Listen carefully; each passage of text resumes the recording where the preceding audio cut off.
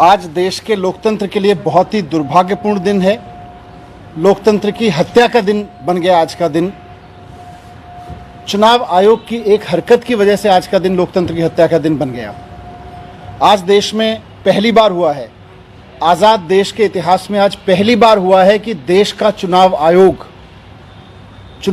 वो संस्था जिसके कंधों पर संविधान ने, बाबा साहब अंबेडकर ने जिम्मेदारी डाली है कि वो समय पे चुनाव कराएंगे, निष्पक्ष तरीके से चुनाव कराएंगे, वो चुनाव आयोग आज केंद्र में बैठी हुई भारतीय जनता पार्टी से डर गया और उसने एक पूर्व घोषित प्रेस कॉन्फ्रेंस के बावजूद चुनाव की तारीख ऐलान करने से मना कर दिया।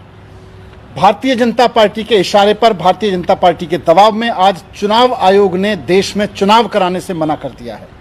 ये किसी भी लोकतंत्र के लिए, सत्ता में बैठी हुई पार्टी के दबाव में अगर चुनाव आयोग चुनाव करवाने से मना कर दे तो फिर लोकतंत्र बचेगा क्या और संविधान बचेगा क्या? आज वही घटा है इस देश में।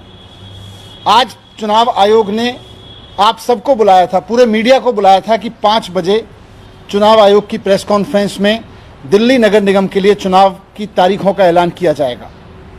लेकिन उसके पहले केंद्र सरकार ने चुनाव आयोग पर दबाव डाला और उसके बाद चुनाव आयोग ने केंद्र सरकार के, भारतीय जनता पार्टी के दबाव में आके तारीखें ऐलान करने से अपने आप को रोक लिया, चुनाव करवाने से अपने आप को रोक लिया, चुनाव टाल दिया। ये बहुत खतरनाक है। अगर देश का चुनाव आयोग राज्य सरकारों के सामने, केंद्र सरकारों के सामने इस तरह से झुकने लगेगा, इस तरह से घुटने टेक देगा, तो फिर चुनाव का बचेगा क्या? चुनाव का मतलब क्या बच गया? लोकतंत्र का मतलब क्या बच गया? हम सब जानते हैं कि दिल्ली में पिछले 15-17 साल में भारतीय जनता पार्टी ने भ्रष्टाचार की इंतहा कर रखी है। त्राही त्राही मची हुई है दिल्ली में बीजेपी के भ्रष्टाचार की वजह से। एमसीडी में, दिल्ली में जितना बीजेपी ने भ्रष्टाचार किया है, हर आदमी दुखी है और भारतीय जनता पार्टी इस बात को अच्छे से जानती है। अब जब चुनाव सर पे हैं, चुनाव की तारीखों का आज ऐलान होने वाला था, तो बीजेपी उससे घबरा गई। उसको पता है कि इस बार बीजेपी के भी सर्वेज में उनको पता है कि इस बार आम आदमी पार्टी की 272 में से 250 सीटें आने वाली हैं। जिस तरह से विधानसभा के चुनाव में 70 में से 67 सीटें दी एक बार और 70 में से 62 सीटें दी अरविंद केजरीवाल को दोबारा, तो आज पूरी दिल्ली में लोगों को लग रहा है कि एमसीडी में अभी उन्हें केजरीवाल ही चाहिए। और दिल्ली के दिल में जब आया कि एमसीडी में केजरीवाल, तो बीजेपी चुनाव से भाग गई। भारतीय जनता पार्टी घबरा गई कि 15-20 सीटों पर समेट देगी दिल्ली की जनता इतने भ्रष्टाचार की वजह से। तो उसने चुनाव आयोग को झुका के आज दबाव डाला और तारीखें टलवा दी, चुनाव आयोग से चुनाव का ऐलान टलवा दिया। आज भाग गई भारतीय जनता पार्टी। भारतीय जनता पार्टी में आज हिम्मत नहीं है कि दिल्ली की जनता का सामना कर सके। भारतीय जनता पार्टी में आज हिम्मत नहीं है कि समय पे चुनावों का सामना कर सके। बहाना ले रहे हैं यूनिफिकेशन का। यूनिफिकेशन से क्या होगा? यूनिफिकेशन से इतना ही तो होगा कि अभी 272 पार्षद अलग अलग जगह से अपने अपने वार्ड से चुने जाते हैं और 3 अलग अलग कमरों में बैठते हैं। यूनिफिकेशन होगा तो तीनों एक कमरे में बैठने लगेंगे, एक ही हॉल में बैठने लगेंगे। यूनिफिकेशन का यही तो है। तो यूनिफिकेशन करवाते रहना। लेकिन चुनाव क्यों टाल रहे हो? चुनाव से क्यों भाग रहे हो? चुनाव से क्यों घबरा रहे हो? क्योंकि आपको पता है कि आम आदमी पार्टी की 250 सीटें आ रही हैं और आपकी 15-20 सीटों पर ज्यादा से ज्यादा हो सकता है 0 कर दे जनता। लेकिन भारतीय जनता पार्टी के कुकर्म तो दिल्ली की जनता जानती है और भारतीय जनता पार्टी अपने कुकर्मों की वजह से, हार के डर से घबराई है, हम समझते हैं। चुनाव आयोग बीजेपी से क्यों घबरा गया? चुनाव आयोग केंद्र सरकार के झुकाव में क्यों आ गया?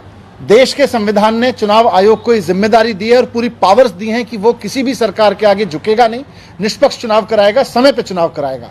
लेकिन जिस तरह से आज चुनाव आयोग ने भारतीय जनता पार्टी और केंद्र सरकार के सामने घुटने टेक दिए हैं, उससे बहुत बड़ा खतरा पैदा हो गया है। कल को भारतीय जनता पार्टी या केंद्र सरकार चाहेगी तो वो राज्यों के चुनाव नहीं करवाएंगे। किसी भी राज्य में अगर कल को भारतीय जनता पार्टी को लगेगा कि वो हारने वाले हैं, तो वो चुनाव आयोग भारतीय जनता पार्टी के सामने घुटने टेक के वहां के इलेक्शन कैंसिल करा देगा।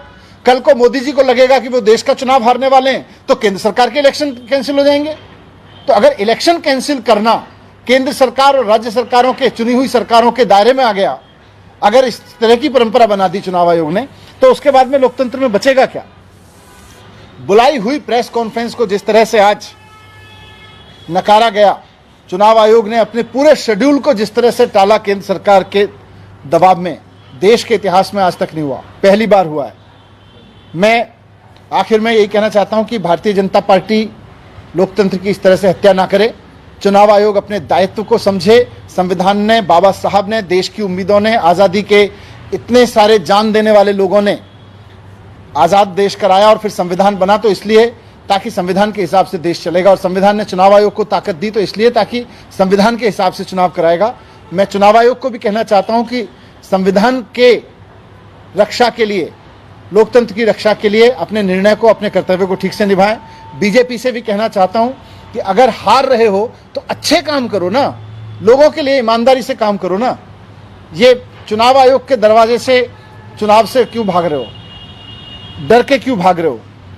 और मुझे पूरी उम्मीद है कि अभी अगर चुनाव हो तो 272 में से 250 सीटें आएंगी, और अगर बीजेपी इस तरह से चुनाव से भागी और भारतीय जनता पार्टी का ये चेहरा जो लोगों को आज समझ में आ गया है, इसके बाद तो हो सकता है 260 या 70 सीटें भी आ सकती हैं आम आदमी पार्टी की। Thank you sir. ये यूनिफाइड करने का प्रोसेस बहुत लंबा है, चुनाव मई तक होने हैं। अगर यूनिफाइड वाकई में करते तो चुनाव तो फिर बहुत आगे चले जाएंगे। इसीलिए हमने कहा ना कि चुनाव आयोग को चाहिए कि संविधान में दी गई जिम्मेदारी के हिसाब से चुनाव कराए। अगर चुनाव आयोग इस तरह से सरकारों के प्लान्स के हिसाब से झुकने लगे, उनके सामने अगर घुटने टेकने लगे, तो फिर संविधान और लोकतंत्र और चुनाव का मतलब क्या रह जाएगा?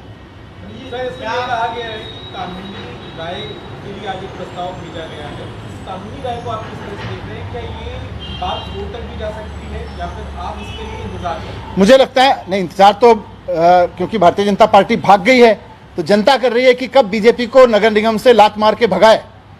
जनता कर रही है कि कब नगर निगम में बीजेपी के करप्शन पे झाड़ू चलाए, और उसी से घबरा के बीजेपी भागी है। सर, यूनिफाइड करने का ये जो केंद्र सरकार ने आज किया है, इसको आप किस तरीके से देखते हैं और क्या लगता है कि आप आम आदमी पार्टी यूनिफाइड करने के हक में है?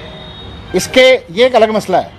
यूनिफाइड के प्लान क्या है, कैसे आ रहा है, क्या आ रहा है, कब आएगा, क्या ये लोग लेके आ रहे हैं? क्योंकि पिछले बार जब ट्रैफिक एक्शन हुआ था तो दिल्ली विधानसभा से हुआ था, जब 3 हिस्से किए गए थे दिल्ली विधानसभा से किए गए थे, तो कैसे किया जा रहा है ये अलग मसला है। इस पर जब कोई प्रस्ताव होगा तो उस पर एग्जाम करेंगे।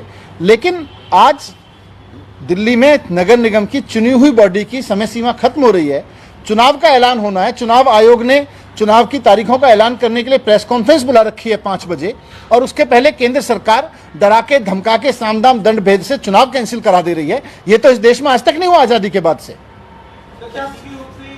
जो प्रस्ताव है जो केंद्र सरकार कह रही है कि हम इस पर विचार कर रहे हैं, इसके बारे में किसी भी तरह का कम्युनिकेशन दिल्ली सरकार के साथ हुआ है क्या? कोई कम्युनिकेशन नहीं, कोई कम्युनिकेशन नहीं।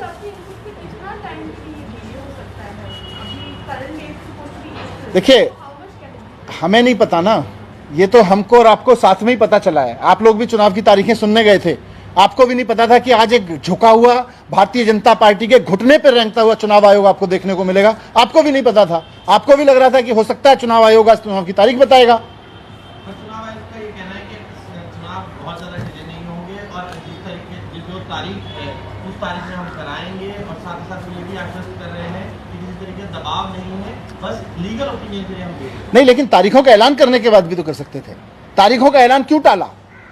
ऐसी क्या मजबूरी आ गई चुनाव आयोग की? मैं फिर से आपके माध्यम से भी चुनाव आयोग को कहना चाहता हूं कि आपके ऊपर बहुत बड़ी जिम्मेदारी है इस देश में, संविधान को बचाए रखने की, लोकतंत्र को बचाए रखने की। पार्टियां आएंगी जाएंगी, सरकारें आएंगी जाएंगी, लेकिन ये चुनाव आयोग, ये संस्थाएं, इंस्टीट्यूशंस को खत्म ना करें, भारतीय जनता पार्टी के आगे इस तरह से ना झुकें।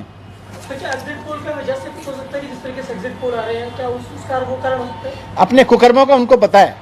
15 साल से जितना भ्रष्टाचार उन्होंने किया है उनको पता है कि इस बार जनता कहीं का नहीं छोड़ने वाली है बीजेपी।